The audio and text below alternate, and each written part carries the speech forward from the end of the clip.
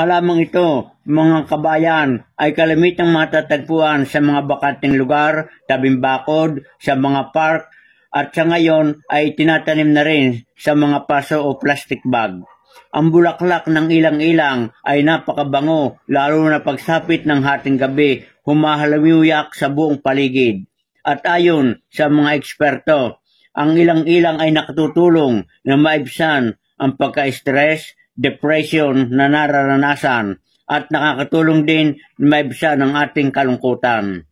Ang langis naman nito ay nakatutulong sa pagpapababa ng presyo ng dugo at ang dahon, balat, puno, bulaklak ng halamang ilang-ilang ay nakakatulong sa mga karamdaman katulad ng lagnat, hypertension, sakit sa balat at iba pa. Ang bulaklak ng halamang ito, bukod sa napakabango, ay kalamitang ginagamit itong sangkap sa mga paggawa ng pabango at sabon dahil sa ito ay sagana sa katas at ang kanyang scientific name ay Cannaga odorata. At ang halamang ito ay tinatanim sa pamamagitan ng cutting o yung pagpapaugat o marketing.